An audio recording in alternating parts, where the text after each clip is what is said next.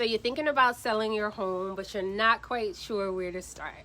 So what I did was I put together some photos from the MLS of the last time I sold my house, so you can see how I presented my own home. I've also included some photos of how the rooms looked over time, so you could also see that I'm not perfect and that my home was very lived in, but we also took good care of it too. Okay, so I'm using my own home photos to demonstrate. I was not my own realtor at the time.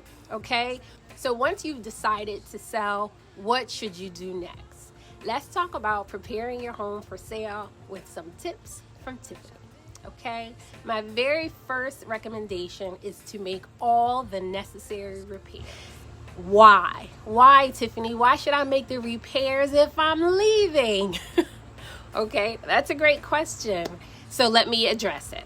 The reason that I suggest making all the necessary repairs first is because the number one reason that home sales fall through is due to inspections, right? And I know we're in a no inspection era, right now with the current seller's market, but that's not going to be forever, and even so, and even with us being in this very competitive seller's market, you still want to put your best foot forward.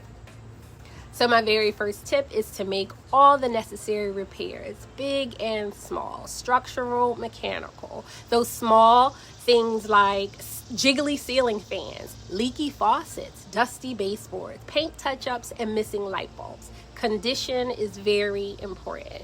Many minor repairs will give a bad impression.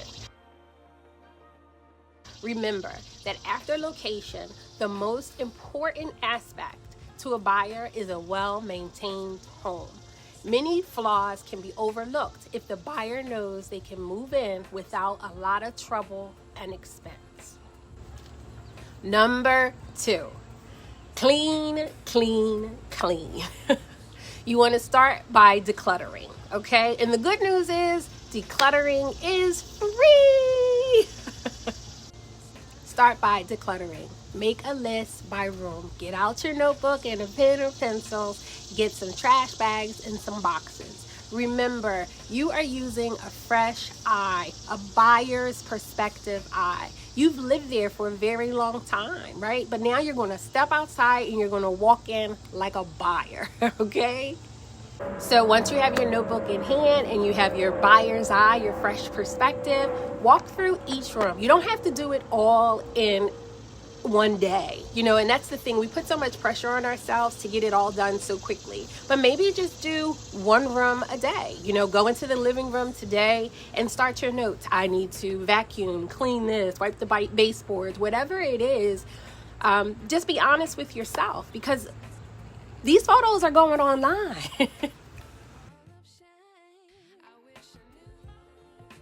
Walk through every room and use trash bags to throw out anything you can get rid of quickly, and the box for anything that you can give away to a good home.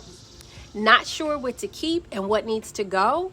Jump online and look at hotels or look through catalogs of similar rooms to give you an idea of how the room is presented by the professionals. Next up, deep clean. If you don't have the time or don't want to do the deep cleaning, this is something you can hire someone to do.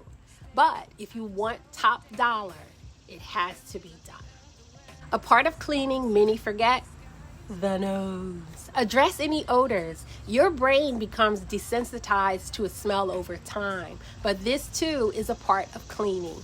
Whether it's forgotten leftovers, pet mistakes, stinky gym shoes, or something out of your control, odors are no fun and can be off-putting to buyers. Spritz your furniture and linens with a lightly scented or odorless fabric freshener. Febreze has a zero perfume neutralizer, but I'm sure there are many others as well. We want the scent to be zero or neutral. In a perfect world, a home would smell neutral, meaning not bad and not too overpowering with scent. Next up is curb appeal. Sweep the leaves, cut the grass, layer on the mulch. Get out to the curb and the rear of the property. Make sure it looks good. Double check all the outdoor light fixtures are operating, the light bulbs are working, the walkway should be swept and clear of any leaning branches and debris. Number 4, staging. This is a service I can help with. The idea is to work with what you have. Leave room for the buyers to visualize their lives in the home.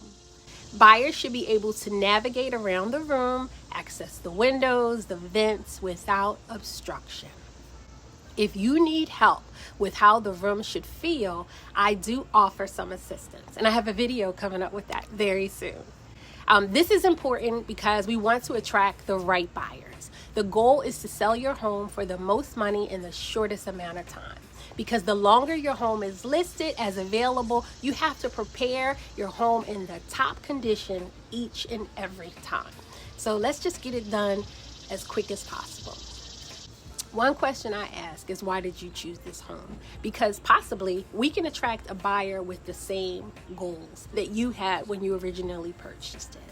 63% of shopping begins online. Buyers are looking at the photos before they schedule a showing. So we have to give them a show and put your best foot forward. I like to be there with the photographer so I can be sure the rooms are presented with the most appeal and reflect the home as both interesting and inviting. Last but certainly not least, get going. Just do it. Start. Begin. I'm no physicist. I did not do well in high school physics. But something I try to remember is Newton's first law of motion, which states that an object at rest stays at rest, and an object in motion stays in motion. So get to work.